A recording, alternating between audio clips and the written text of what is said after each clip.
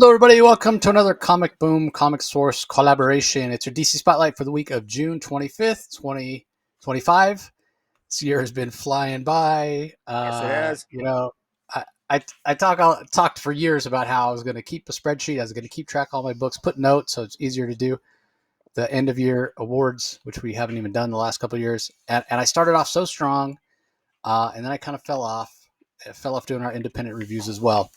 I've been keeping track of the DC books, but I haven't even necessarily been putting notes, but I've been putting rankings, but I've rededicated myself, worked on it some this week, along with getting back to organizing my collection. Also in like super happy, wonderful, news, or I'm so lucky and grateful for the life that I lead. As a 10-year anniversary for my day job, they're like, hey, you have X amount of dollars to spend and we'll get you a gift. So those may be familiar, and I'll put a picture up on my social media. I'm sure several pictures. I'll put a link on in the show notes to this as well, in the comments or whatever. There's this sideshow, this Superman sideshow statue where he's standing on Brainiac's ship that I saw like 10 years ago that I've wanted ever since. And when I had my 5th anniversary, I was going to get it, and then some other stuff happened, and I just didn't end up. Partly because like the gift card that my company gave me, it was like a Visa gift card. I couldn't use it on the sideshow website, so I just used it to pay some bills, and then I was gonna like pay myself back. And oh yeah, there, Rocky's got it right there. Check that out. It's like 3 feet tall. So anyway, for my 10th anniversary, my boss is like, hey, let us know what you want. Gave me like $1 amount. And he's like, and we'll order it for you. And he's like, and don't be practical. I know what a practical person you are. He's like, I want you to splurge. I want you to get something that you wouldn't necessarily get for yourself. And this is one of those things, right? Like sideshow statues are not cheap by any stretch. They're very gorgeous. expensive. Yeah. So I got it. It finally came in today. I put it together right before we started recording. It just brings a smile to my face. I mean, what perfect timing, with the Superman movie coming out right now. It's just amazing. It came in a giant box, and the cape is cloth, and it has like a wire kind of around the edges, so you can kind of shape it like how you want. And it's beautifully sculpted. It's awesome, and it's so big. It's like I said, it's almost 3 feet tall. So just That's good. fantastic. And congratulations on 10 years of at your at your Yeah, job, and well deserved. for those that aren't aware, I work IT. For a information technology, computers and technology and stuff for a restaurant group that's nationwide, and I love my job. It's fantastic. Not as much as I love comics, obviously. And if somebody would pay me to do the comic source as much as they pay me to do IT, I would 100% do it.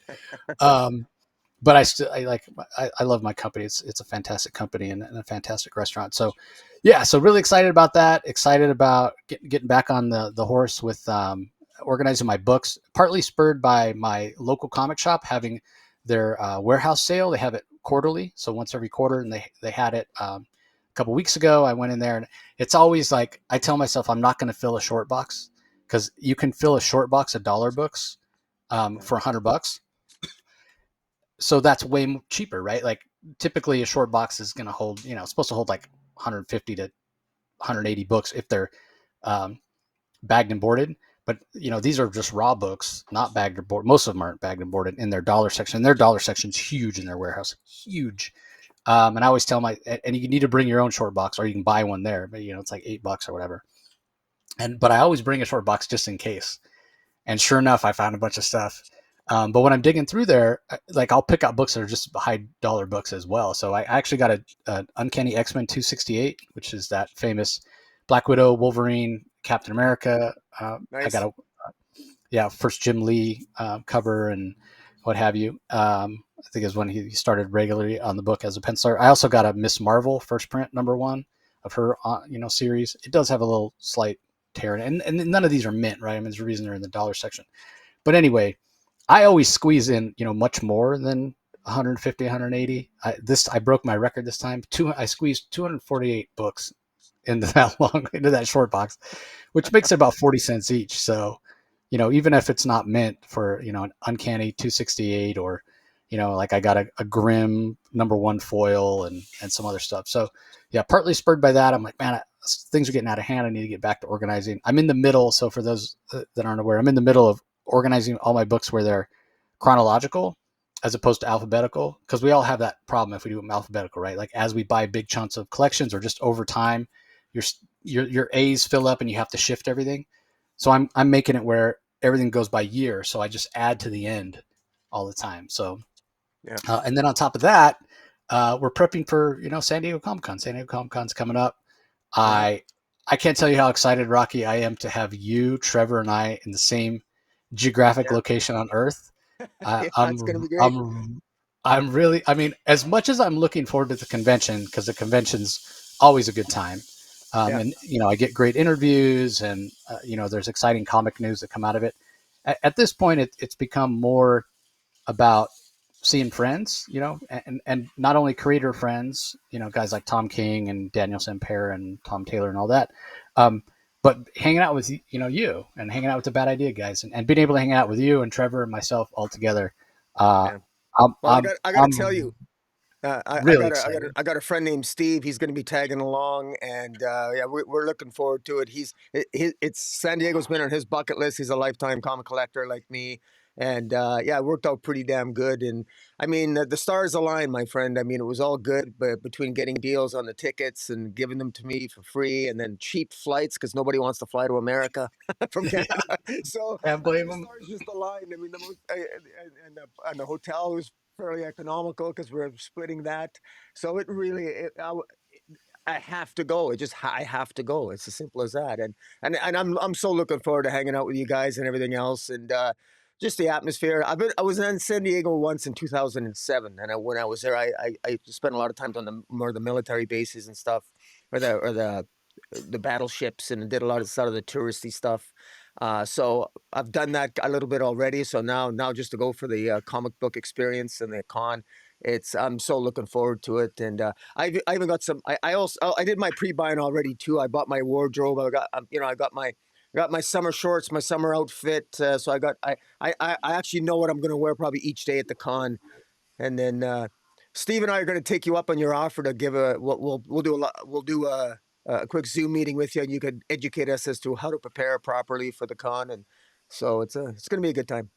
Yeah, and I will say, if there's anybody out there that's curious about that, like my tips, this is going to be my um, 14th year in a row, 15th year in a row. Yeah, just do a search for like San Diego Comic Con tips under the Comic Source, because I've done that show 3 or 4 times. Just kind of giving some advice about best practices if you're going to the show, especially for the first time, what to expect, what to take, how to dress, what to prepare for, food, snacks, water, charging things, all that stuff. It's all in there. But yeah, I'm looking forward to meeting Steve virtually at first, and giving you guys some advice and answering questions. And kind of on that note, if you have specific questions, if you're planning on attending Comic Con for the first time, or you're not as experienced, maybe it's your second or third time, if you have any questions, please feel free to reach out. Because at this point, I definitely feel like an expert on the show. Um, Although I may not be quite as knowledgeable on some of the like film and TV stuff, but when it comes to comics, I've got it down 100%. So Yeah, pretty much.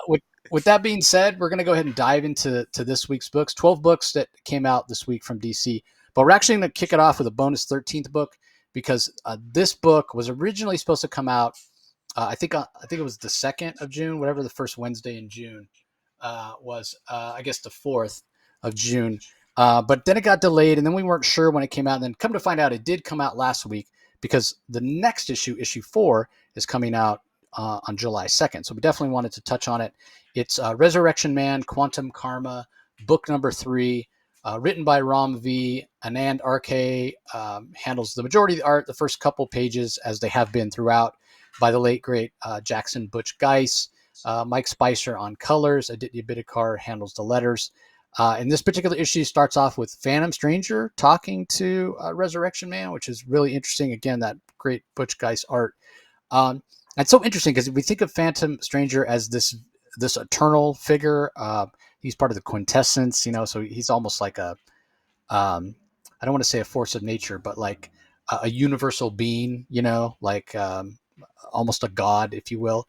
but he's talking to Resurrection Man as sort of an equal, which is interesting. And so we get kind of the modern updated origin of Resurrection Man. He actually was gained his powers from the same meteorite that gave Vandal Savage his powers, which is really interesting. They think of themselves as brothers. And then we get into some of the sort of the background of Resurrection Man in terms of where he's at now. You know, at the beginning of the series, he actually died. He allowed himself to die of old age. Now, for those not aware, Resurrection Man gets his powers in based on whatever way that he dies. So if he's electrocuted, he's reborn and he has electrical powers. Or I shouldn't say reborn. He comes back to life. He's resurrected and he has electrical powers. If he's burned alive, he's going to come back to life with flame-based powers. So by allowing himself to die of old age, he's come back with like time-based powers, and he sort of has this overview where he can see all of his timeline. This guy's who is immortal, basically. He can see his entire life in kind of one go, which is really interesting when you think about it. From the time he was born till the end of time, because he's immortal, he can see everything. And so he has been elevated in terms of that as a character, and that's why he's kind of on even par with Phantom Stranger. But in this particular issue, we get a little bit of his background. He ended up, in World War II when he died in a concentration camp, and he ended up carrying one of his fellow prisoners. He ended up delivering a letter to her widow and met his daughter. He ends up meeting like the granddaughter of his friend years and years and years later. She's a scientist and she's trying to unlock some mysteries of the universe.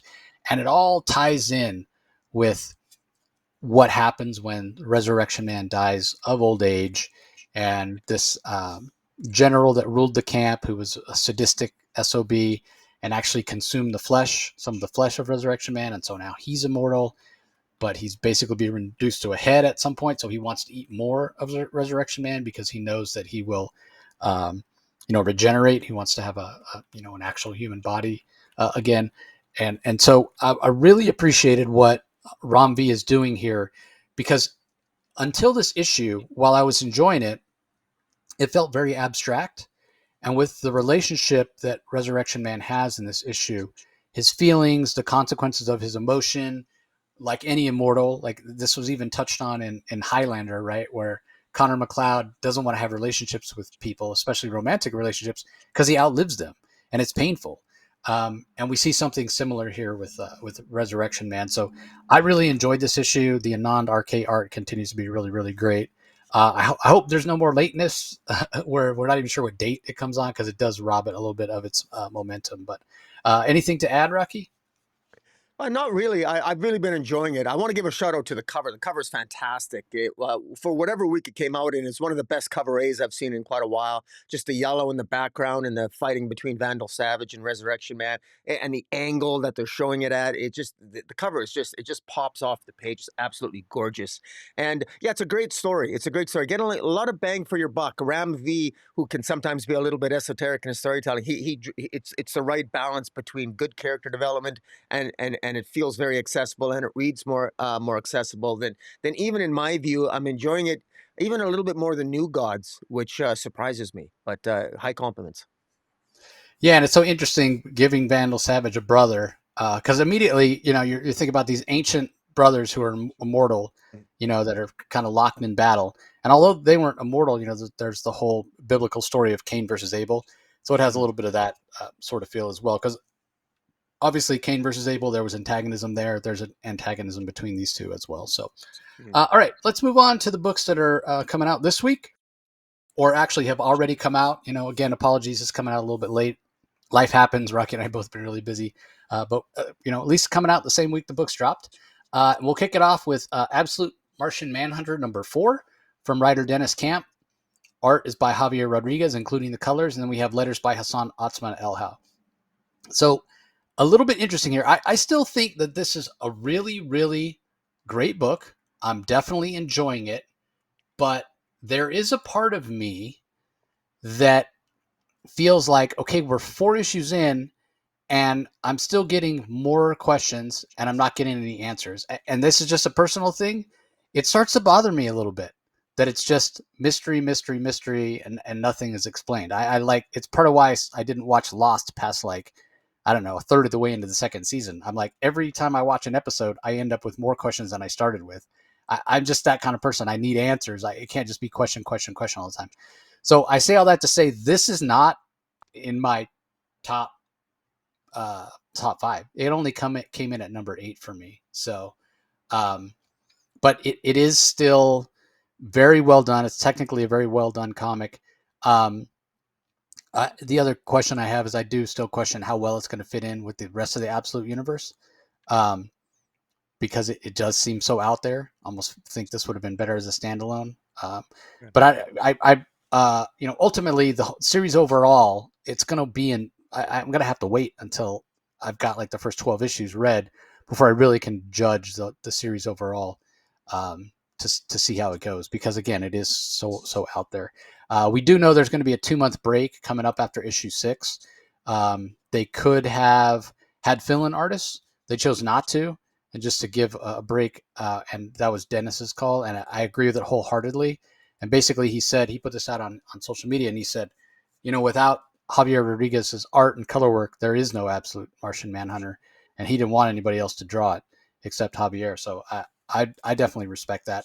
And it's like we talk all the time about how lateness can rob momentum from a book, and that's 100% true.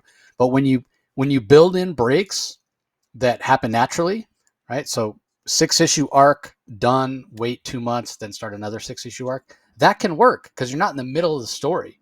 You've had some sort of conclusion with that issue number 6, with that end of the first arc, and then you can have a built-in break. And we know it's when we don't know, when things just drag and drag and drag, and who knows when it's going to come out. Batman 89 echoes anybody.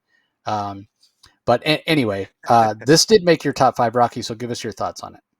First thing, just check your messages. I need the code. I'm not going to be showing the images on this one, but I couldn't access the boxer. But in any event, this made my top 5 because uh, Javier Rodriguez's art is just once again makes this. I enjoy reading this. It's a mixed bag because it's very in depth. It's very it provides a lot of there's sorry here, I'm just distracted here for one moment. Uh, oh, just a moment. Yeah, and that cover It, is really fantastic as well. The one yeah, that you're the showing. lot of really cool variant covers, and yeah, it's fantastic. But the cover work, the interiors are great. Once half the storytelling is just shrouded in so many colors, and it's it almost it's a double-edged sword because it can be a little bit on the one hand the Rodriguez's art is so great, but there's multiple ways that I can interpret, at least in my view, the narrative, because so much of the narrative is empowered by the actual art itself and the colors. Because John Jones, particularly in this issue, he's having relationship issues with his wife, and she feels that he's changed, and he feels he hasn't changed, but he has. He doesn't realize that his sort of possession by the Martian Manhunter is essentially affecting his marriage, and he doesn't even see that or appreciate that. Meanwhile, I'm not sure if his wife Bridget is she actually been sort of part of the victim of the mind control or of the White Martian, or is this something that she's genuinely does she have a genuine disconnect with her husband? How much of it is caused by the White Martian, or how much of it is just a genuine dysfunction or a lack of connection between John and his wife now because the Martian Manhunter sort of taken over his mind?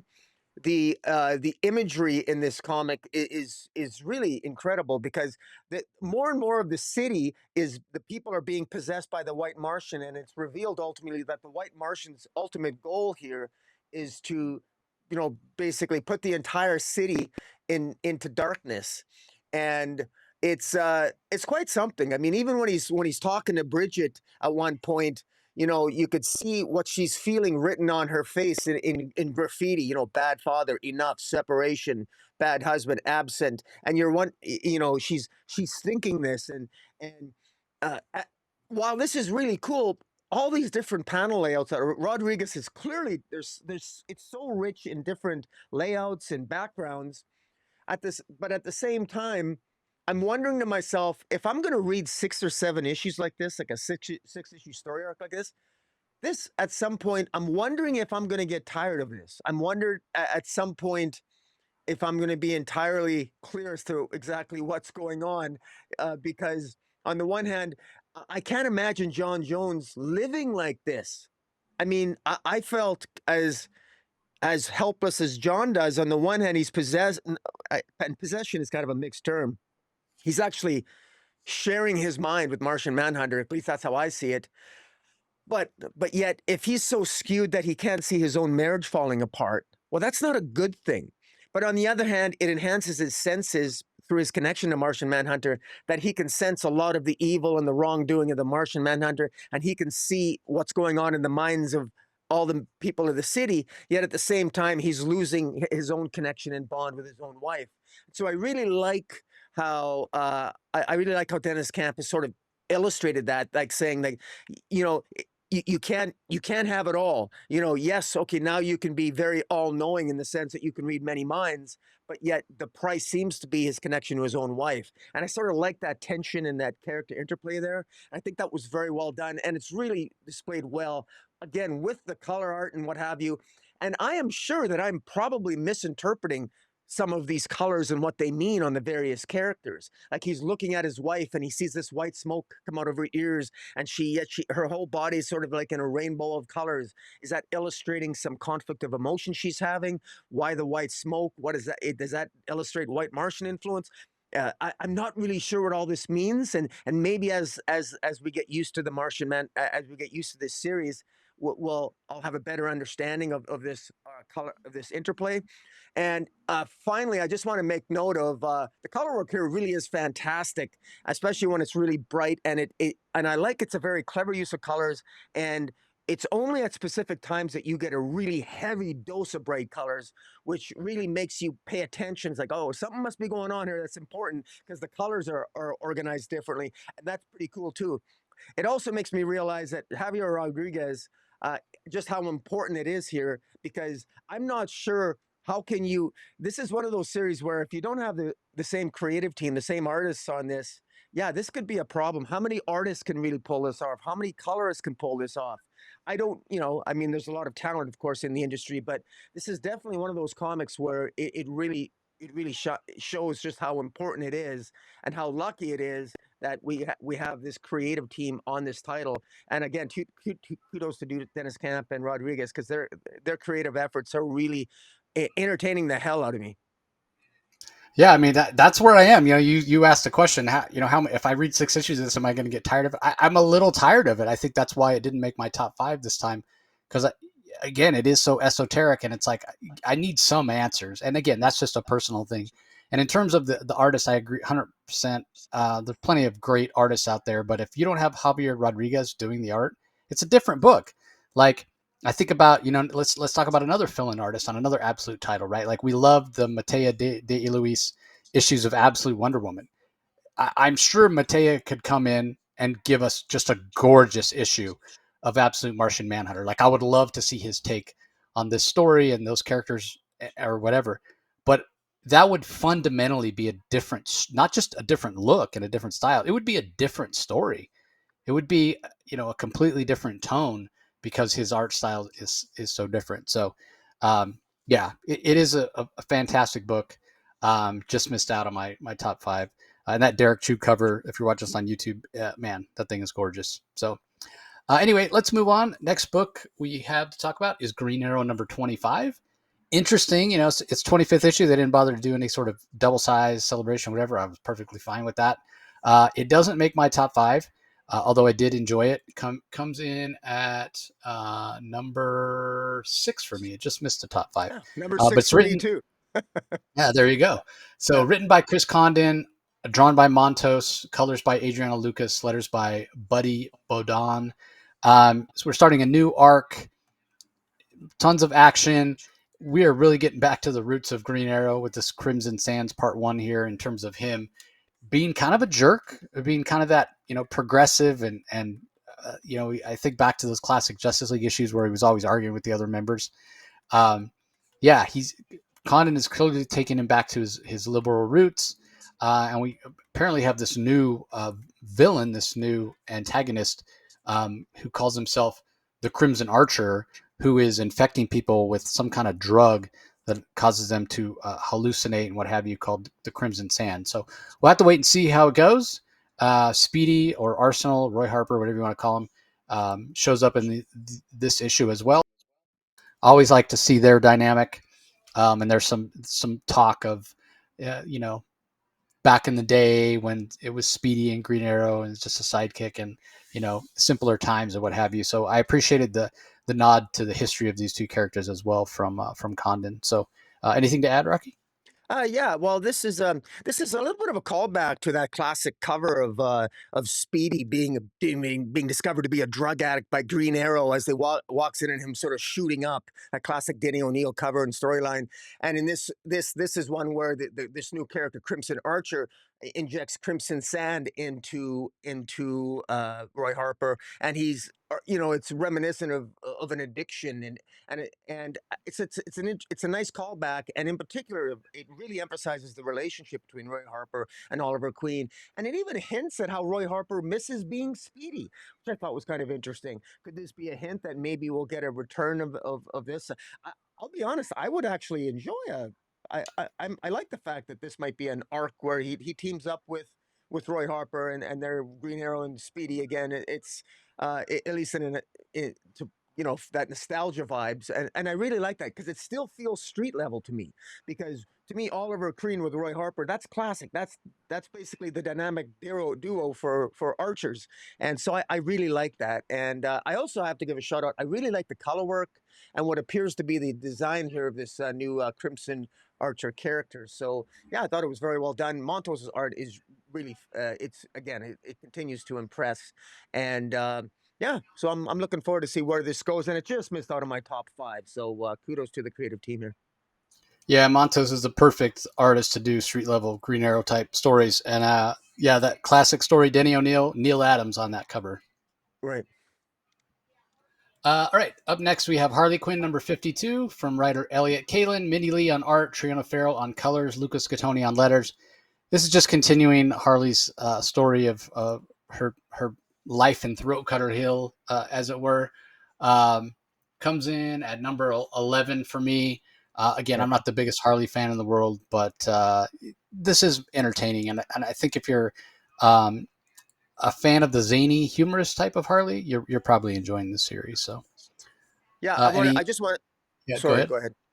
I was just going to say, I really the character that's growing on me here, this Althea character, which I'm not sure, this Althea character, which I think maybe is, I think it's a she, or maybe it's non-binary, Yeah, whatever. But as a potential love interest, it ends with her finally asking out Harley on a date, and it's because it's kind of like there's a will they or won't they sort of vibe to it. At first, it started off maybe kind of silly, but this Althea character is actually Elliot Elliot Kalan, the writers, done a sort of a good job building this story up. And the humor, I will admit, it's actually gotten a little bit funnier from issue to issue. Humor is very difficult to pull off in comics, and it's been very difficult for previous writers to pull off with Harley Quinn, to be blunt.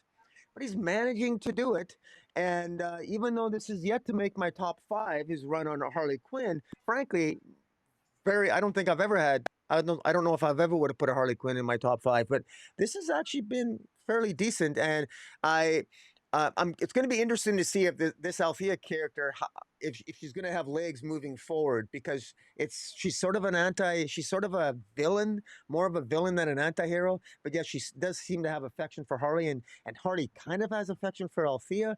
So, but Harley Quinn has a sort of an eclectic, esoteric, crazy kind of sex life or social life. So I'm not sure where Elliot Kalan is going with this, but it's going to be interesting to see moving forward, because I kind of like what I like over in the pages of Poison Ivy. I like that there's Janet from HR, and here we have a different sort of potential love interest for Harley here. So maybe it's a good thing, maybe broaden the horizons of both those characters. yeah. Well, I mean, you're actually reading it. There was issues of the previous Yeah, run where you didn't bother, and I don't blame you. that's true. Yeah, and I don't blame you. but yeah, that is one of the things. I wonder if people that are really into the relationship of Poison Ivy and Harley Quinn might find things in this issue not to like, because like at one point Harley calls Poison Ivy and she's like, "What are you doing?" And she says, "Janet from HR." Like there's a heavy sexual like references here, and clearly Harley and Poison Ivy have an open relationship, which some people may not like that as well. But yeah, I found it amusing, and I think it's great. Because it's not like they're cheating on each other, because they're open about it. And clearly Janet from HR, who we've talked to G. Willow Wilson about in the past, how she was a throwaway character, and people loved her, and she's turned into the full fledged supporting member, and it's almost like more of I think it's called a throuple, when you have Yeah, three people that are in a relationship rather yeah, than just two. Two's a couple or whatever.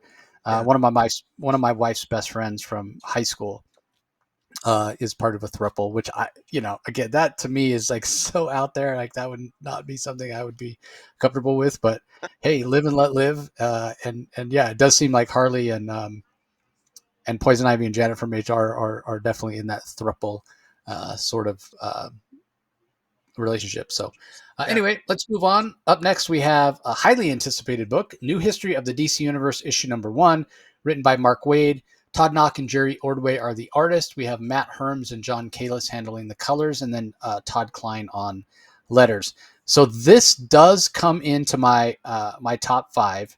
Um, it didn't make it for Rocky, but I want to stress that this comes in at number 5 for me, and not necessarily because you're going to read this and you're going to be blown away, or it's emotional, it's going to touch you or whatever. It makes my top 5 based on the importance of it, basically.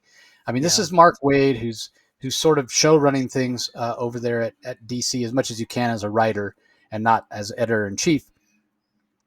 Because I mean, let's face it, Marie Javins is more of a logistical editor in chief rather than story driven, right? Like, um, I feel like Dan Didio was very story driven, and some people didn't like that he would interfere creatively.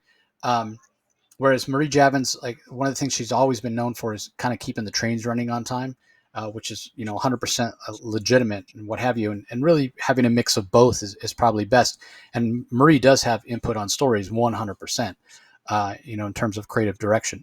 But anyway, getting back to this specifically and the importance of it, this is basically establishing what is canon for the main DC universe timeline, and it's a little bit dry. It doesn't read like a regular issue. It's basically Barry Allen telling us, hey, I don't have my powers anymore, but I'm the person who's probably has the most knowledge because I've traveled different dimensions and different timelines and whatever, and this is the history of what things are right now. Not to say DC's not going to change in the future, but as of right now, this is what matters.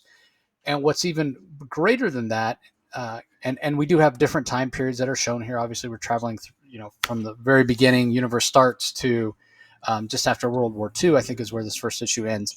And Todd Knock, who has sort of a timeless style, and Jerry Ordway, whose art especially is well known for those kind of All-Star Squadron, sort of Golden Age type. They're very good choices for this first issue. Uh, so the art is fantastic as well. But in addition to the narration from Barry Allen and the gorgeous art from these two creators, in the back there's a reference, right? So you can go and flip back and forth between the back. It's almost like footnotes or a bibliography, if you will, and the events that Barry Allen is describing. So you go event Barry Allen describes, you flip to the back, and it'll reference that event and what issue it actually took place in. So in terms of like a resource, like if you are a big DC fan and you really want to know, hey, what matters, what counts, what doesn't, you should be reading this book. You should take this as a resource. Now, it's not to say that if something gets forgotten or skipped or doesn't fit into this timeline that it doesn't matter anymore and you can't read it and you can't enjoy it or whatever. It just means it happened in an alternate timeline for the DC universe. It still happened, it still counts, but they won't necessarily use it to build on for the future until they do some new kind of reset in 5 years or whatever, right? So it definitely seems like DC is building toward a new Crisis event. We'll talk about that when we talk about Superman in a little bit. And announcements for that will probably come at San Diego Comic-Con next month. So, yeah, this is definitely a resource and a book you're going to want to check out if you're a big fan of DC. So I know it didn't make your top 5, Rocky, but give us your thoughts on it anyway.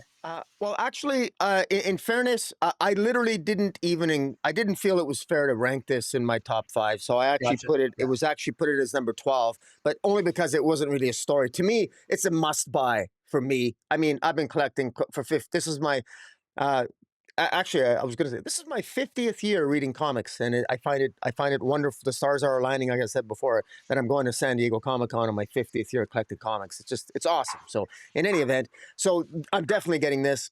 And interestingly enough, I'm pretty sure, and you'll correct me if I've maybe I'm making this up, but I could have sworn Mark Waid said in an interview that there's going to be some new characters or some new characters that we haven't heard of in this new history of the DC universe. At least that's what I understand, because I've never heard of Captain Fear. John and Justin Valor, the heroic black pirate and son, sailed the seas, as did the Caribbean's Captain Fear. If that character's been in a DC comic before, I don't remember it. So Yeah, I that's don't my remember the guess. Justice Squadron either. Yeah. That's a new group Well, as well. maybe. So I'm actually curious because I mean the truth is there's probably lots of DC characters that are in the DC that I simply don't remember. God, good Lord, I've forgotten more than I remember. But it's actually a challenge for me when I read this. I go, okay, well, which ones don't belong? Which ones don't look familiar to me? And Captain Fear just does not, for the life of me.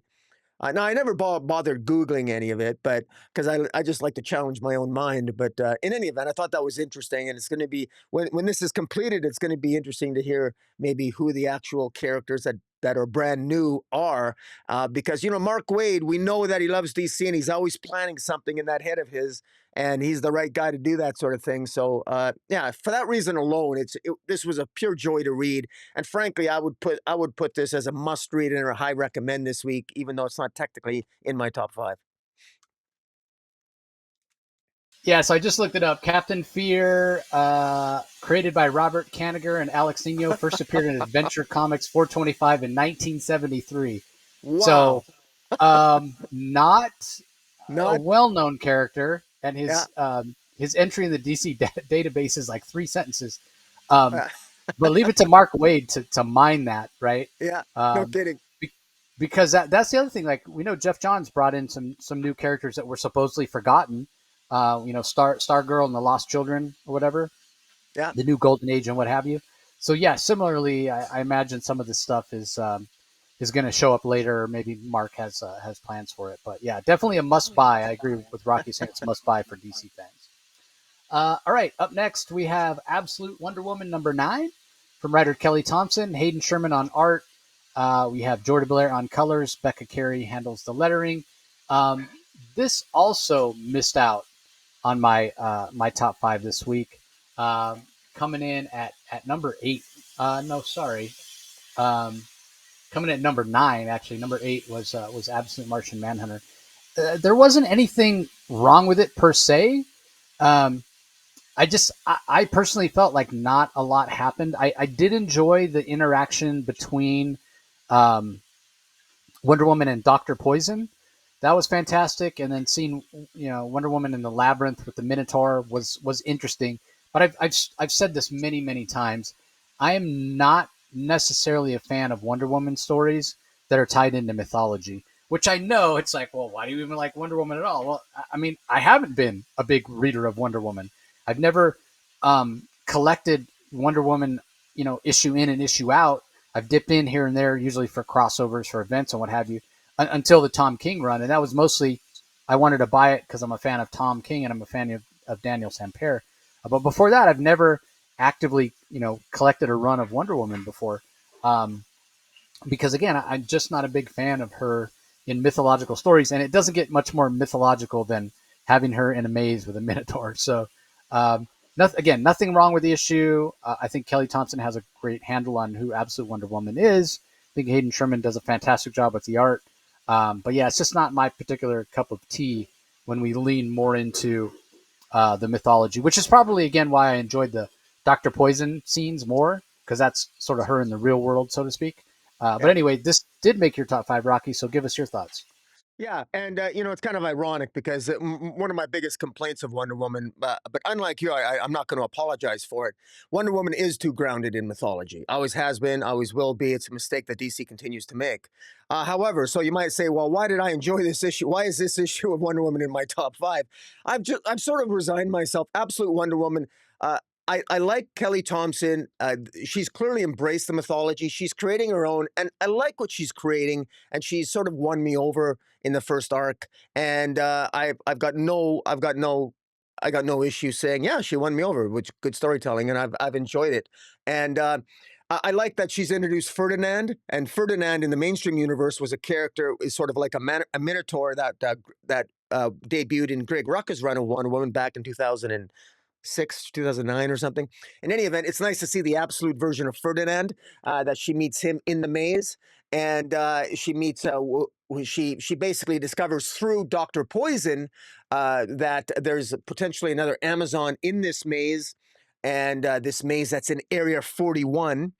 And what is Area 41? Well, it's this government sanctioned whatever. What's in Area 41? There's this sort of mythical maze, and in this maze is this Queen Clea, who Wonder Woman believes is not mentions is not an Amazon, but this Queen Clea clearly wants to kill Ferdinand. And what exactly is going on? Is this related to Wonder Woman's mission? Is this Queen Clea? What kind of a threat is she? We don't really know. Even the way Wonder Woman dispenses with Dr. Poison, I thought was, if I was going to nitpick here, I thought it was very interesting that Dr. Poison made a very insightful observation of Wonder Woman, because Wonder Woman was more angry, and Dr. Poison mentions this directly to Wonder Woman. She said, Dr. Poison says, you almost seem more angry with me than you were at the Tetracide that was going to kill millions of people. And then Wonder Woman's response was, frankly, I think disturbing. She says that, oh, well, the Tetracide was just doing what was in its nature, i.e. exterminating humanity. It didn't know better. But you know better, and you're trying to do this. Wonder Woman's distinction in that regard, and by the way, she at times has used that same distinction in the mainstream DC universe. It's another one of those little things that irritates me, as if somehow, well, if it's in your nature to be an asshole, you can be an asshole. It's in your nature. I forgive you. Come on. I thought that reasoning was very weak on Wonder Woman's part, but hey, it does show a significant character flaw that she needs to work on. Where's that kindness and compassion? Pat the Tetracide on the back. It's okay that you tried to wipe out an entire city. I forgive you. You were born that way. You didn't know any better when you were raised in hell. It just seems it seems a little odd, especially since we know as a fact that Wonder Woman does in fact kill from time to time, and has when she was younger. So I thought that was rather interesting, and I like that Dr. Poison rightly pointed that out. And again, if it sounds like I'm being sarcastic and very critical, in a way, I'm kind of glad that Kelly Thompson is sort of introducing that, and sort of the way she highlighted it sort of makes the readers think, and sort of like, this is interesting how Diana thinks, and it's another clue as to how she was raised, and maybe gives us some insight in the Amazonian ideals in the absolute universe. So I thought it was very well done, and of course more character work with the supporting cast. I think it was well done. Clearly Wonder Woman knew she was going into a trap. Dr. Poison trying to get her into Area 41 and meeting Ferdinand, Queen Clea.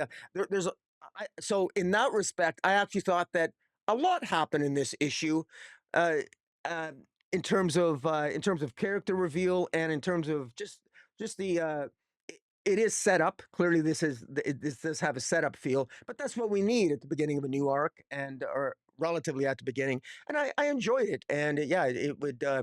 I'm really enjoying the absolute universe overall here, and yeah, so I thought it was very well done. And I gotta give, I have to give a shout out to the Hayden Sherman here. His art is getting better and better and better, and it's actually reaching on par with how good his art was in Batman. Patterns comic, and so yeah, so I'm happy to report that the art's growing on me more and more, and the storytelling's high quality in my opinion. All right, up next we have Justice League Unlimited number 8. This is so I don't have a credits. I don't know why, but for some reason our press copy doesn't have a credits page. We know it's written by Mark Waid. We know the art is by Dan Mora. We know the colors are by Tamara Bonvillain, and I believe the letters are by Ariana Mayer. She's been doing the lettering for this book throughout, so no reason to think it would be somebody different. And kind of on that note, these creators, the news did drop today. If you didn't hear, that Dan Mora is going to be joining Robert Kirkman on Transformers over at Skybound, starting with issue number 25. So I Wow. wonder what's got to give, right? Is Dan Moore possibly going to be doing 3 books a month? He's been doing Justice League Unlimited and Superman, and now possibly he's going to add Transformers. And Transformers is a tough book to draw. A lot of characters, a lot of straight Yeah. lines with the robot. So I wonder. I thought Dan Moore was DC exclusive, but a lot of times exclusivity for a big two means you just can't work for the other, right? So if you're exclusive at Marvel, they don't let you do DC. If you're at DC, they don't let you do Marvel, but they'll let you do independent stuff. But I don't know. So anyway, we'll see. Anyway, this didn't make my top 5. It actually came in at number 10 for me, which is kind of low, maybe a little bit on the low side. Um, but part of the reason for that is because although the story that Mark Waid was telling with the Legion of Doom reaches its conclusion, it certainly doesn't feel like the end of the story. It sort of feels like the beginning. Time ends up broken at the end of this, which again hints towards leading into the next crisis event.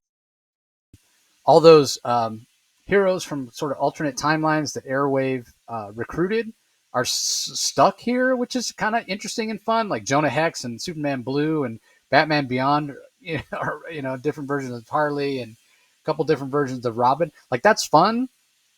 I'm sure there's plenty of room on the Justice League satellite for them. But again, this feels like it's almost like the story's just beginning. So that was part of the reason that I didn't rank this higher, because I feel like the whole We Are Tomorrow event was more like a prologue to something else that's coming later. Like I couldn't tell you, hey, pick up the We Are Tomorrow trade paperback to get like a fantastic story. Like it's action packed and good for what it is, but it's like the beginning chapter of a larger story. It feels like. So that's a little bit why I ranked it a little lower.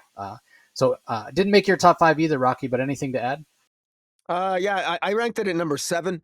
Uh, I just enjoy the excitement about this. One of the things that I've come to expect from Mark Waid's Justice League is he doesn't necessarily focus on a large amount of character development. He jumps right into the action, and I kind of like that because we get a lot of character development in the individual titles for these characters, and we frankly, I like that we're focusing on the action. I love seeing Jonah Hex this issue. Jonah Hex definitely a man out of time. Jonah Hex is such a dark and brooding character from the Old West, and to have him here, I imagine he's probably miffed and pissed off. And I note that he was drawn with scars, which is interesting because he was in the final arc of Jimmy Palmiotti and Jimmy Palmiotti's run on Jonah Hex. He actually, healed him of his scars, and he sailed off into the sunset with Tallulah back. But in any event, it was nice to see him again. And you're right, this story is not over yet. It ends with the Omega. There's still something. There's still Omega. The Omega energy is still in flux. There's a great scene where the Justice League satellite is being destroyed by Gorilla God, and as it's being destroyed, it ends up the way it's drawn, it ends up looking like the Omega symbol. I thought it was really cool. So kudos to the artist. Is it? I'm assuming the Dan artist Mora. Dan Mora. Yeah, I thought that was very clever and the way that was done, making it look like the Omega symbol, dark side, and I thought that was just excellent. And then ending with the dark lead with Doomsday as time trapper being, finally finding the World Forger. He ends up going out. He escapes the dark. He escapes Darkseid's legions at the end of Superman, of the Superman issue that we'll review later, later. But anyways, again, it's a great issue, action packed, and even though it ends on somewhat on a cliffhanger, I got no problem with that. I had a good time with it. All right, up next we have Flash number 22 from writer Simon Spurrier, art by Vasco Gregev, colors by Matt Herms, letters by Hassan Otsman Elhau. This comes in at number 7 for me, which Cool. that's pretty high for a Flash Yeah, it is. issue. Um, and what I liked about it was the fact that it focused on Jay and Ivory more than anything. Like we got very little Wally. I find I just don't care for the the voice that Si Spurrier gives Wally, as opposed to the voice that he gives these two kids. I enjoy much more. So that's part of the reason that I gave it a higher ranking. Plus, it's one of these issues where Si Spurrier maybe realizes, hey, I haven't been doing a good job of explaining what's going on. So a little bit of info dump of exposition where we kind of get explained to what's going on, which like normally I don't need, but in a Si Spurrier flash book I do. So that's the reason that I gave it a little bit of a higher ranking than I normally do. So, what about you, Rocky? Anything to add? Well, yeah, I complained last issue and the last few issues about how, with all these Flashes dying, and they all look exactly like Wally, and they're apparently his clones are echoes of him. And Jay and Irie are going around and they're interacting, and sometimes Jay's a genius, sometimes he isn't, sometimes he sounds like a kid, sometimes he talks like Einstein. Irie's sort of all over the place too, in my opinion. And then I'm wondering, how could you? I mean, your dad, echoes of your dad are being killed and dying all the time. Well, he actually addresses it here, and Irie does have a reaction. I mean, she's worried that her actions are killing different versions of her father, and but unfortunately, it just doesn't ring. It doesn't ring true to me. I don't know how. There's no indication in my mind how they know that they're even talking to the real Wally. How do they know they're not talking to an echo of him?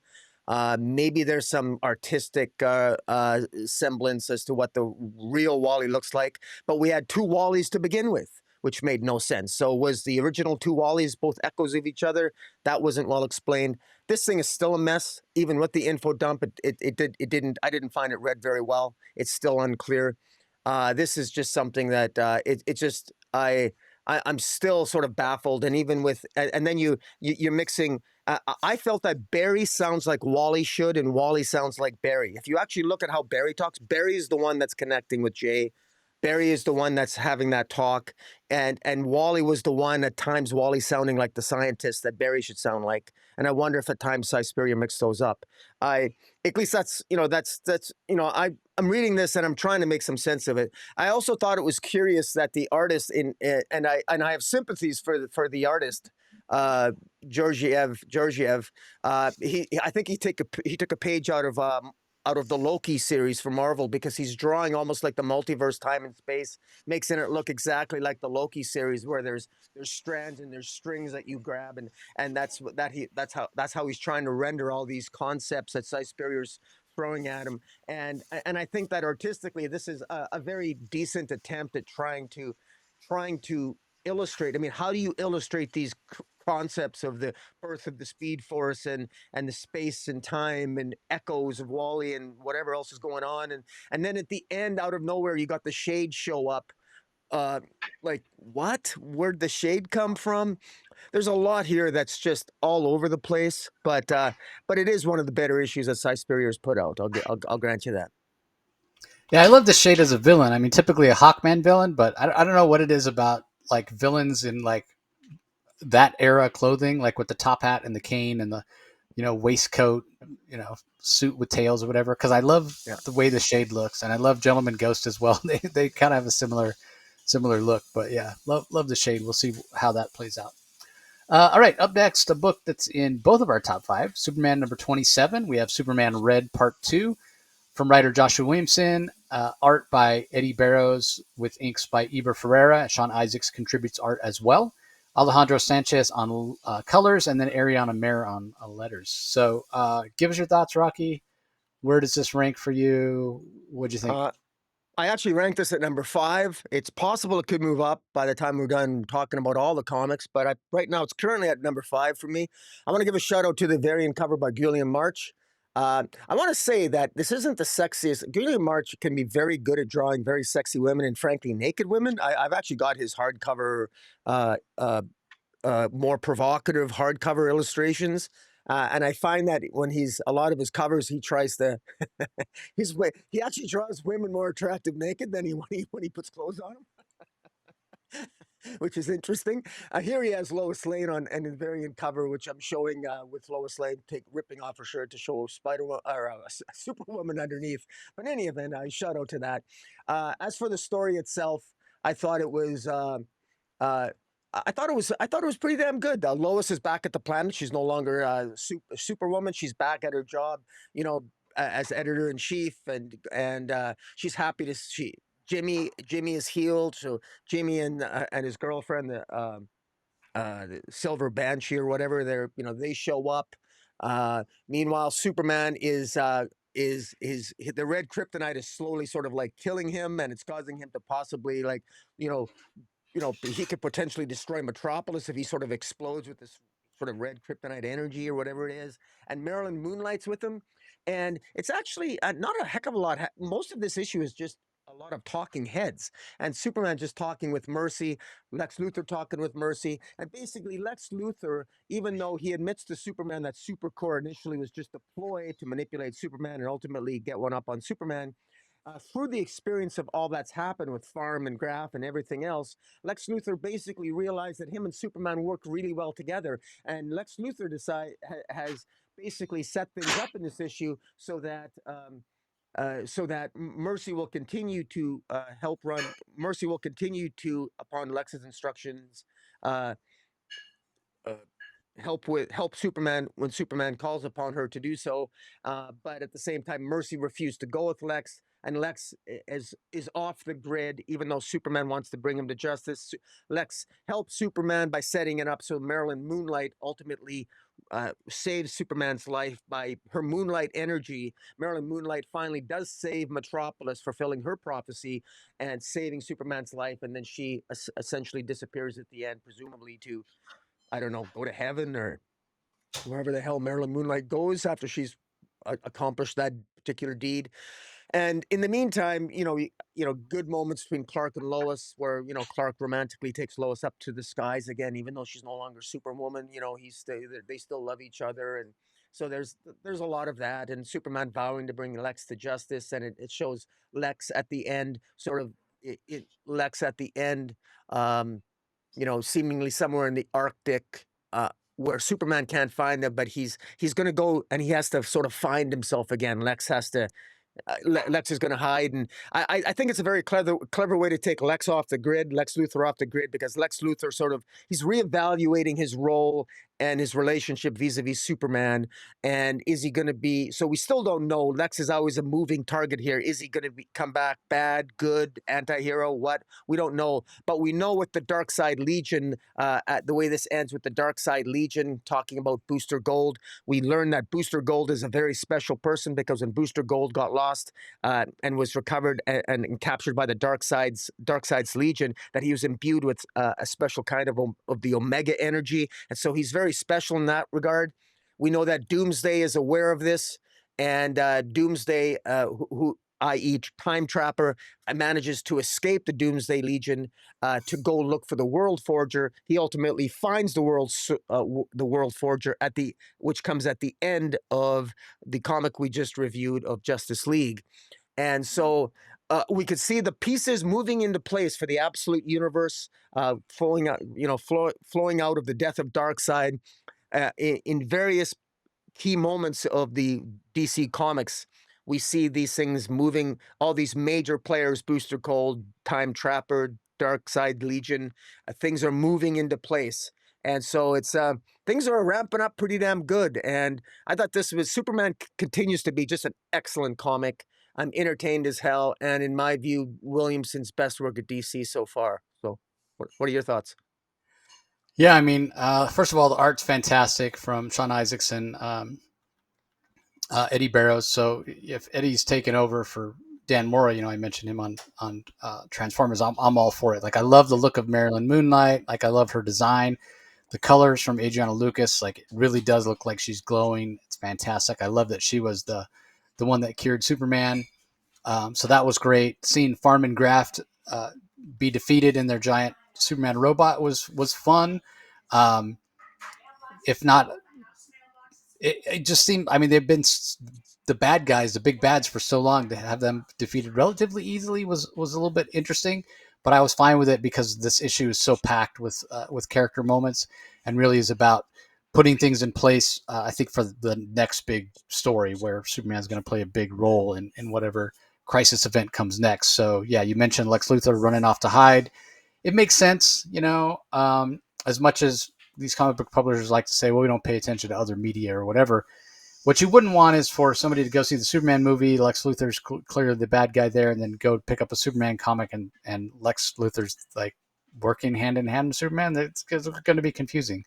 So fine to take him off the page for a little while.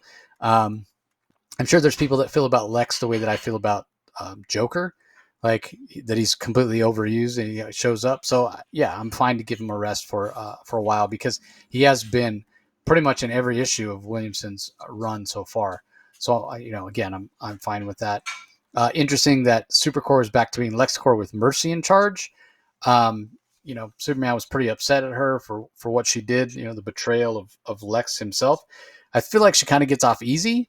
I guess technically she didn't break any laws, but certainly wouldn't feel like I could trust her if I was Superman based on what happened last issue or what have you. Having the red K rage cured by Marilyn Moonlight was a nice touch as well. So yeah, I agree with you. Like Williamson's been doing a fantastic job, and I love that.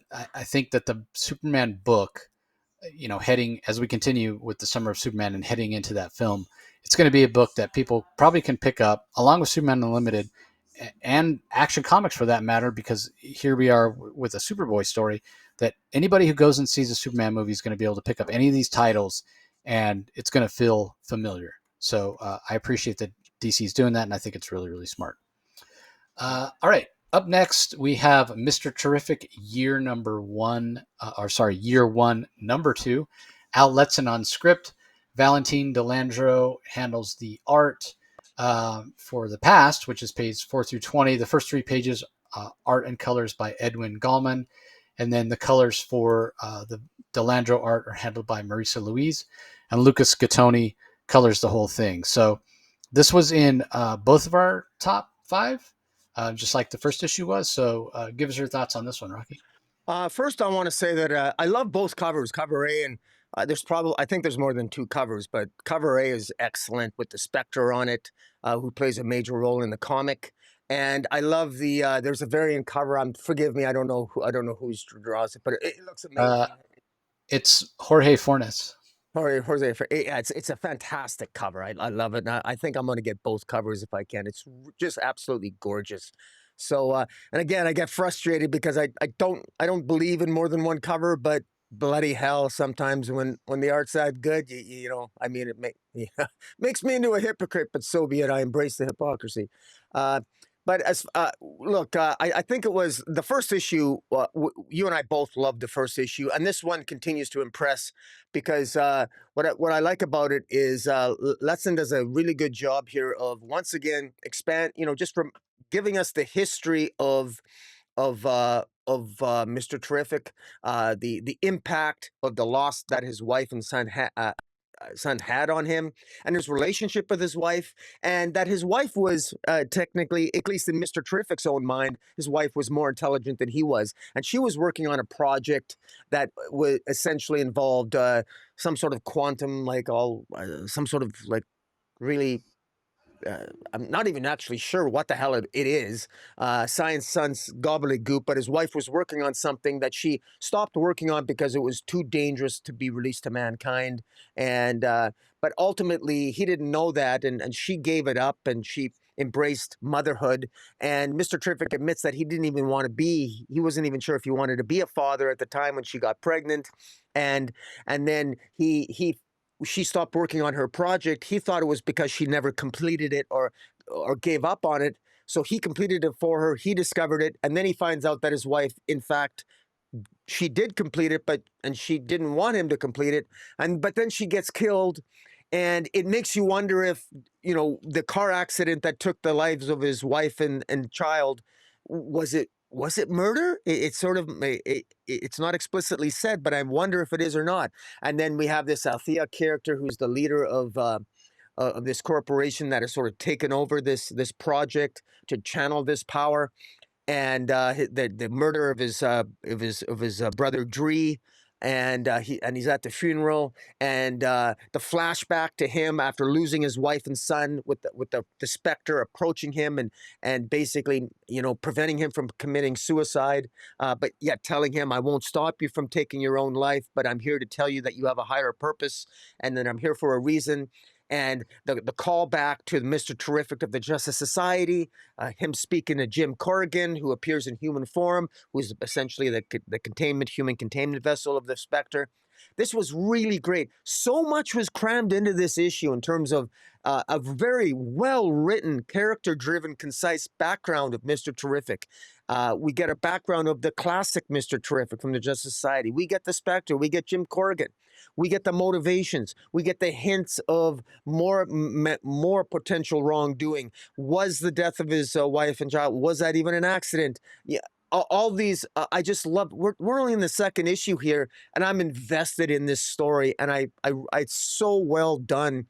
And then at the end, just I really I just really, really think that this is something that our art, and even artistically, I got to tell you, like on the art, I I wasn't looking forward to Delandro's art, but and I think it's this issue. Yeah, it's Valentino Delandro. If you'd have told me that Delandro was gonna, be able to tell a story artistically that resonated with me, I'd have told you were crazy after reading that Black Manta series. But there's a significant improvement artistically on this, and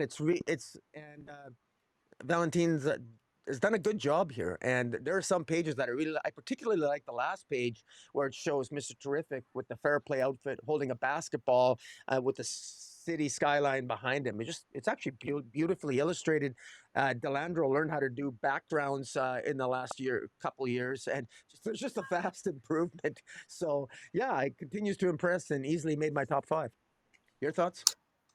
Yeah, I mean, I thought it was fantastic as well. So his wife was a quantum physicist, and she, created this, or had this theory about basically harvesting ambient radiation that then could be used to basically have cheap energy, which is, a really fantastic idea, and sounds plausible, in terms of sometimes you come up with this the science comic book science stuff and it sounds completely ridiculous, but this sounds completely plausible, which is really interesting. And you mentioned Holt finishing the work, and then maybe her accident wasn't really an accident, and all the angst and the guilt, the survivor's guilt that he feels, which really grounds the character in a way he's never been grounded before. So I really enjoyed this issue as well. Again, it made my top. I think it made my top 3. But in all fairness, I didn't quite enjoy it as much as the first issue. Maybe because when I read the first issue, I wasn't, I kind of like you, with the Delandro art, I wasn't necessarily expecting to like it as much as I did. So it really took me by surprise, as opposed to going into this one. I loved the first issue so much. My expectations were a little bit higher. But yeah, still a very, very good issue. Really enjoyed it. And fantastic to tie the Spectre in as well. All right. Up next, don't have a lot to say about this. It's Green Lantern Dark #5 from writer Tate Brombal. Art is by Werther Del Adera, colors by Giovanni Nero, letters by Tom Napolitano. This comes in at number 12 for me. I haven't been enjoying this series at all. That being said, I thought this was the best issue of the series so far.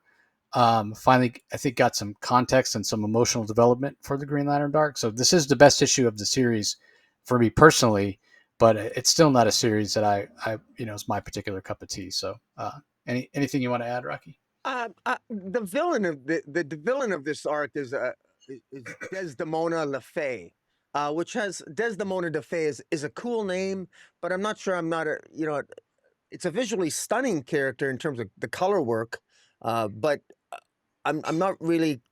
I don't find her all that particularly interesting or compelling. This story just hasn't really resonated with me. But I can see it building its own mythology, the idea of this Green Lantern sort of roaming the earth, and it's the only source of light in this ever darkening earth that this Demona LaFay wants to continue to spread the darkness around the planet. And this Green Lantern is a character that was basically an alcoholic, frankly unlikable character at the beginning, finding her own heroism as the story progresses. So I got more of a sense of the hero's journey that the main character's on, and frankly, I really needed that because I didn't like this character. I read the opening issue. I found it unlikable, and frankly, even artistically, I don't find this Green Lantern an attractive looking character. I'd like this Green Lantern to look a little bit more feminine, a little bit more classically feminine, as opposed to, I don't know, just it just looks just like flat chested, flat, but it's not a very attractive looking character. It's not a very traditional superhero look to me. But it's a character that, at least from a character point of view, artistically the way the character is drawn, I'm not a fan of. But the character itself is growing on me, and that's I do want to give some credit to Tate Brombal for that. All right, fair enough. Up next, we have Green Lantern number 24 from writer Jeremy Adams, art by Zermanico, colors by Romulo Fajardo Jr., letters by Dave Sharp. This is definitely in my top 5, in my top 3, actually, in Rocky's top 5 as well. Interestingly enough, so Jeremy Adams, has done a ton of work in animations where he kind of got to start as a writer. And here we have shown up for the first time in the main DC universe. So I think that she's shown up previously in a Green Lantern comic, like Green Lantern Adventures, which was based on the Green Lantern cartoon that Jeremy worked on. But this is her first, appearance in continuity. So you want to speculate, you think she's going to be the next Harley Quinn or whatever. But her name's Aya. That's a play on AI because she in this in the cartoon, she doesn't necessarily have a body, but she's like the AI of the ship that they're piloting in the cartoon, and that ship is the same ship that Kyle Rayner and Dan Garrett, Blue Beetle, and Odyssey, and Connell had been flying the Interceptor, and so the Interceptor is drawn to this really cool looking Green Lantern type space station. You're like, what the heck is this? They're drawn there. So clearly it's got the Green Lantern symbol, must have to do with the Guardians of the Universe or what have you. And they land the Interceptor there, and they're confronted with a bunch of Manhunters, right? And again, going back to the Millennium event, no man escapes the Manhunters, and the Manhunters being the first police force that the Guardians of the Universe created. And then they didn't imbue them with enough emotion or humanity, and they kind of turned on the Guardians, and that's when they created the Green Lantern Corps. And so going back to classic DC history with characters like the Manhunters, while bringing in new characters like this Aya, is fantastic. It's just great, and Jeremy packs so much story in here.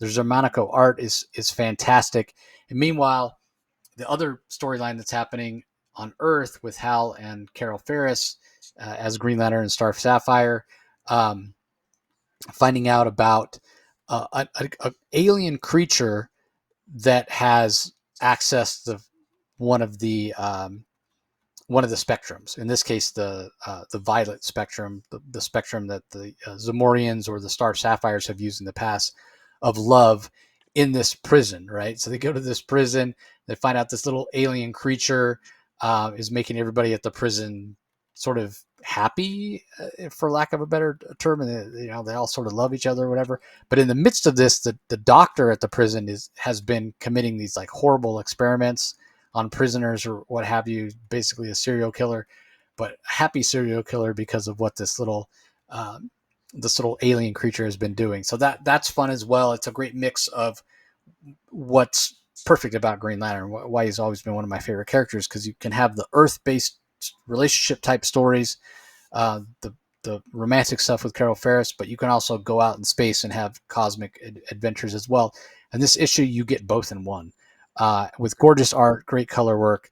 So, I continue to absolutely love Green Lantern, and selfishly, like I remember when when Jeremy was taken off of Flash, and he was a little bit disappointed. We were disappointed as well, and we were kind of baffled by the decision because Flash had been selling better than it had in quite some time. And we heard that Si Spurrier was coming on, and we didn't understand that choice, especially when it was described as cosmic horror that Si Spurrier is going to, and we're just left scratching our heads like, what is DC doing or whatever. But again, selfishly, from a purely selfish perspective, I love Green Lantern more than Flash, like as a character. Like if I'm ranking them, Green Lantern's way above Flash for me. So if I could only have Jeremy on one or the other, I would 100% pick him on Green Lantern. And I as much as I enjoyed his Flash run, I'm enjoying his Green Lantern run even more. Um, it's fantastic. I would have to go back because I haven't read the Jeff Johns run on Green Lantern in a long, and that's a huge run. Obviously, it has Blackest Night, it has the other emotional spectrums being introduced or whatever. So in history, in terms of the importance to the history of the DC universe, the fabric of the DC universe, Johns' run is objectively more important than Jeremy's at this point. But just like I think Jeremy's run on Flash surpassed the Jeff Johns run on Flash for me. Jeremy's run on Green Lantern is approaching the Jeff Johns run as well. Like, again, like I don't know that it could ever be as impactful. First of all, because comic companies just don't let writers stay on as long as Jeff Johns was allowed to stay on Green Lantern. I mean, we were just talking about how Jeremy got booted off of the Flash, right? So he's probably not going to be able to be on Green Lantern anywhere near as long as Jeff Johns was. And I don't know that he's going to make as impactful of a dent in the DC universe just because of how many stories and how important the whole emotional spectrum has become to the whole fabric of the DC universe. But just in terms of pure enjoyment, yeah, I might like Jeremy's run more than Jeff Johns. So yeah, he's just Yeah. really speaks to my favorite runs of Green Lantern is what he's doing. So anyway, enough stroking Jeremy's ego. What do you think of the issue, Rocky? Well, I ranked this. This came in at number 4 for me, and just another way to distinguish this from Jeff Johns' Green Lantern run to me. Jeremy Adams' Green Lantern run so far feels it has a little bit more elements of fun. Jeff Johns always had a little bit more of an undertone of seriousness to it, in my opinion. Jeremy Adams' undertone is always some lightheartedness and some fun while also being serious. So he manages to incorporate that lightheartedness and fun elements in a way that sometimes can excel, even surpasses Jeff Johns. I'll grant you that. He's not quite there yet because Jeff Johns, in fairness, had a longer run, and Blackest Night is arguably, well, I mean, not surprisingly, in my opinion, probably one of the greatest Green Lantern stories of all time. But in any event, I just wanted to give you a minor correction. I think you were searching for the word, but you said happy. It's actually avarice. It's greed. Yeah, The yeah, warden yeah. at the it actually did. It's actually the greed because the warden wanted to keep and keep the creature that he had.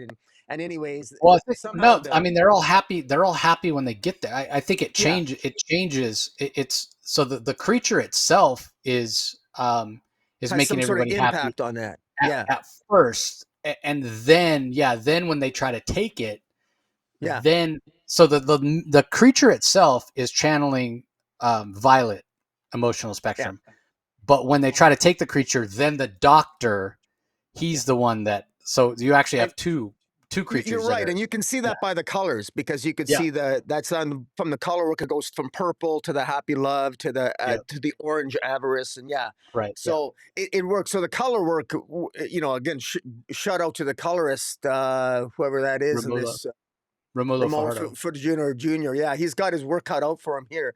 But yeah, it's just a really great. I love Kyle Rayner, Odyssey, and Connell. I love their interaction. I love that was actually my favorite. I'm unfamiliar because I never watched. I had never heard of Aya. I thought that was a new. I didn't know that. I know nothing about the history of this Aya construct. I didn't know that this. I don't know that was a construct AI of the ship. I didn't know that.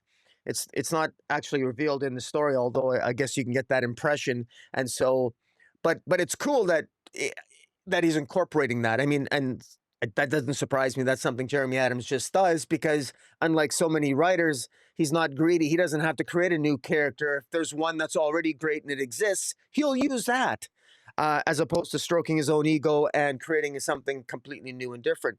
So, and I appreciate that from a continuity perspective. And I mean, when you have so many jewels in the DC universe proper and beyond, why not use more of them instead of always trying to reinvent the wheel. So yeah, another great series. Jeremy's done a great job on it, and X-Radico's art's absolutely fantastic, and Green Lantern continues to impress. Yeah, 100% agree. All right, up next, the last book we're going to talk about in detail. It's Peacemaker presents the Vigilante and Eagly double feature number 4. Vigilante story by Tim Seeley, with art by Mitch Gerrits, lettering by Pat Brosso, and then the Eagly story, written by Rex Ogle, pencils and inks by Matteo Loli, and colors by John Kalis, with lettering by Pat Brosso. So this doesn't make either of our top 5. Although I realized I made a mistake in my rankings. For some reason, I had this listed at number 4. I don't know why that was the case. That's not where it should be. So I'm going to fix that while you give any thoughts that you have on this, Rocky. I don't really have a lot of thoughts. I just it continues. This is a dirty comic. Yeah. This is an R-rated comic. The humor in here is like, oh my god! I'm actually surprised. You know, I remember back in the day that the comic book The Boys, which was Yep. very very graphic and dirty, and of course we those who watch The Boys on I think what is it, on Amazon, it's very very adult, superhero epic and violent and sexually violent, the whole 9 yards. And the comic was as well. DC eventually gave it to Dynamite because it stopped publishing it and and got rid of it because it was uh, that heavy. This, I'm surprised they've gotten away with some of this. I mean, there's a scene here where Vigilante is actually holding a condom and says various things, which I won't say on YouTube, but I mean, it's funny, but it's definitely this isn't PG by any stretch. But I mean it's funnier. It is funny as hell, quite frankly. I mean it's adult dark humor, so you might be an adult, and if you don't like dark humor, you may not like it. But this is hilarious. It's got violence, it's got sex, it's got blood and guts and gore, and you know, this vigilante genuinely is a genuine psychopath, and it's fairly obvious in the writing, and you can just tell that.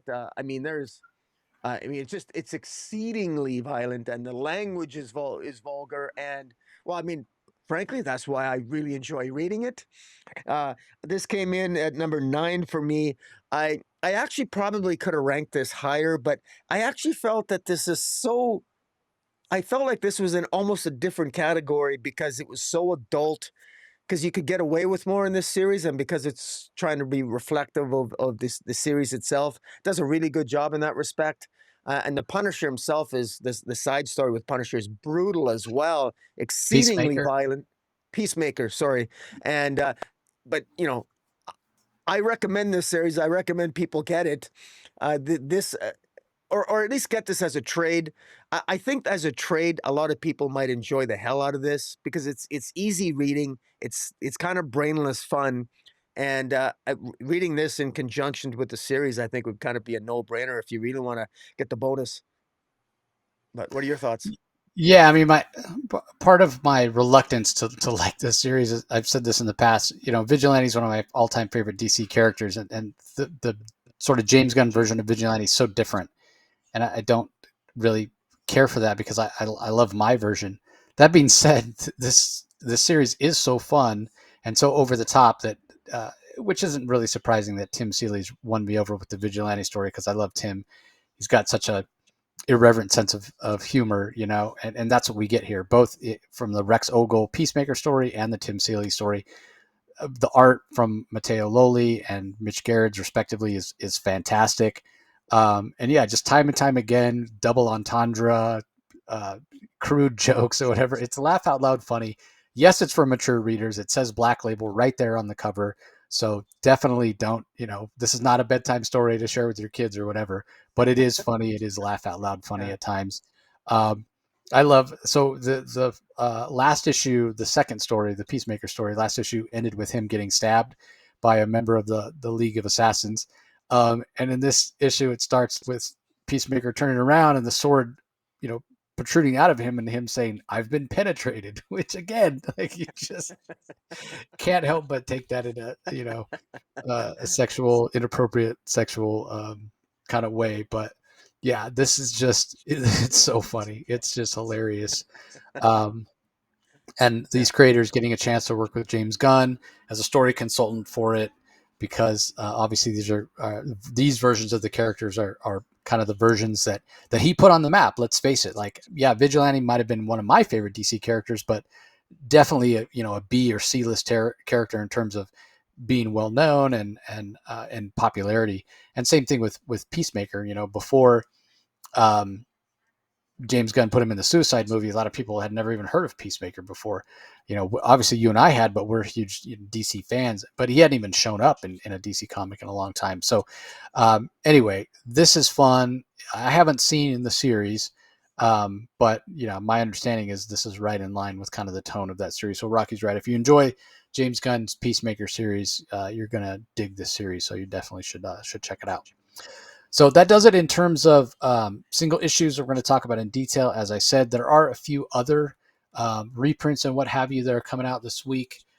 We have DC Sonic the Hedgehog crossover issue number 4 comes out. We've got a 7th printing of Absolute Batman number 1, a 6th printing of Absolute Wonder Woman number 1, and a 5th printing of Absolute Superman number 1. They all have Mark Spears covers. Mark Spears made quite a name for himself doing covers lately in comics.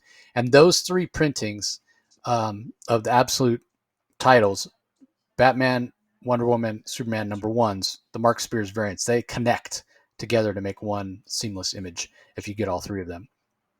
There's also a facsimile reprint of Batman Legends of the Dark Knight Halloween Special, issue number 3. We also have a regular cover of Absolute Batman number 1 7th printing, Absolute Superman number 1 5th printing, and Absolute Wonder Woman 6th printing. So if you've missed any of those, you can pick them up in those printings. As far as collections out this week, we have Batman Superman World's Finest Volume 6. This is the Impossible trade paperback, collecting that 5th dimensional story with Mxyzptlk and Batmite and what have you that ran in World's Finest number 26 through 31 from Mark Waid and Dan Mora. Superman Birthright is getting a DC Compact Comics edition. That's also by Mark Waid with pencils by Linnell Francis Yu. That was the definitive origin for Superman for about 5 years, which is a very short period of time before Secret Identity came out, which was interesting because Man of Steel was his definitive origin from John Byrne for like 20 years. And then Secret Identity was not quite 20 years, but coming close. And yeah, for some reason, Mark Waid's version only got 5 years. I know that didn't necessarily sit that well with Mark. But anyway, if you've never read it, I do recommend it. It's fantastic. We also have Titans Volume 3, Hard Feelings, collecting Titans number 16 through 21. That's the beginning of the John Layman arc with Pete Wood's art. Highly recommended. John Layman's been killing it on Titans. Flash Volume 3, As Above trade paperback, which collects the third arc of the Si Spurrier run, issues 14 through 19. We have Superman the World hardcover.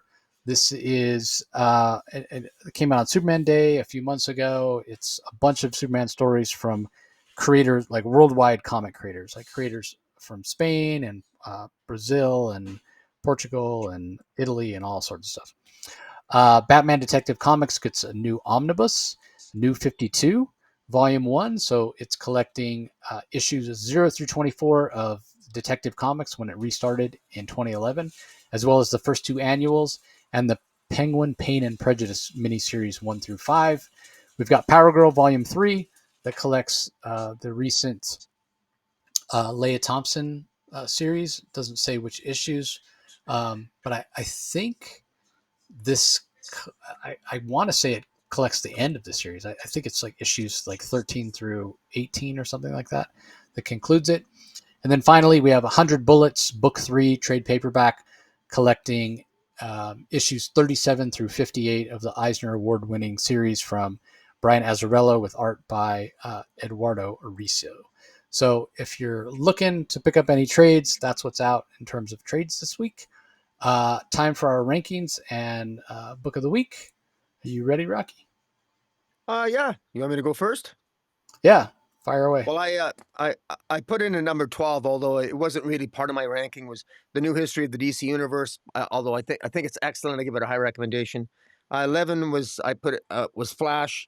Number 10, Green Lantern Dark. Number 9, I put Peacemaker. 8, Harley Quinn. 7, Justice League.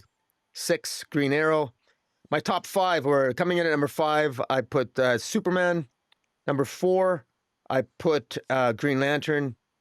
3, I put Absolute Wonder Woman. 2, I put Absolute Martian Manhunter. And coming in at number 1 for me was Mr. Terrific issue 2.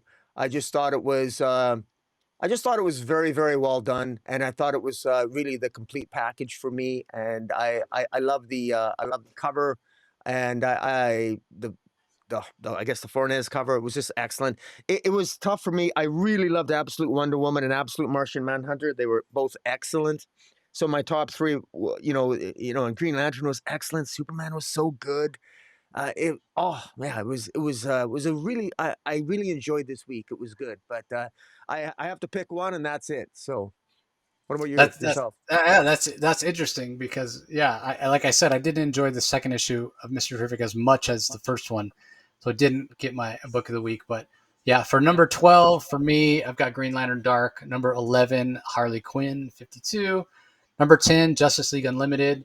Number 9, Absolute Wonder Woman. Number 9. Martian Manhunter, Absolute Martian Manhunter number 4 comes in at 8.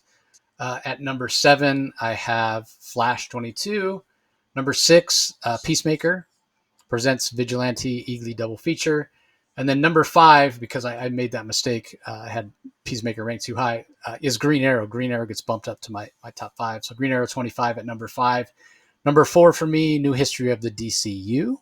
And then in my top 3, I've got Mr. Terrific Year 1, number 2 at number 3. Number 2, and this was so tough. I went back and forth between my number 1 and my number 2. But ultimately, I went with Superman number 27 at number 2. And then that leaves Green Lantern number 24 at number 1. Again, I love what Jeremy's doing with Green Lantern, and there's a new character showing up. So I think that's impactful as well. And so, yeah, that gets my my nod for Book of the Week this week. Okay. So that's going to do it for this episode, everybody. Appreciate you joining as always. Again, sorry it's a little bit late. Rocky and I are going to endeavor to get some episodes in the can because it's going to be very difficult to record the week probably before San Diego and obviously during San Diego Comic-Con. So hopefully we'll get those in the can so we're not tremendously late on those. And the good thing is because DC is also super busy that week, like they put out all the books are in our press files ahead of time because they're too busy to be doing that as well. So anyway, that's going to do it for the episode. Don't forget, if you're listening on the audio only feed, we appreciate it. You can find the Comic Source audio podcast feed anywhere you get your podcast. Just do a search and subscribe. You've got thousands and thousands of past episodes to listen to and enjoy, so we appreciate you subscribing. If you are listening audio only, though, don't forget to tune in on Rocky's YouTube channel every week, normally on Tuesdays, late Tuesday, early Wednesday. So you can see the art, you can see our smiling faces, you can see all the cool stuff that we're talking about. Just head over to YouTube, Comic Space Boom, ! Like, comment, subscribe. Make sure you ring that notification bell so you know when new content comes out. And then as long as you're on YouTube, head over and subscribe to the Comic Source channel as well, where all the other Comic Source content comes out except for the DC Spotlight. Again, just do a search for the Comic Source, comment, like, subscribe. There's tons of interviews over there. I'll have all my coverage from San Diego Comic-Con is going to be on the YouTube channel, so you definitely want to go and check it out. So that's going to do it for this episode, everybody. We appreciate you joining as always, and we'll talk to you next time. Catch you later.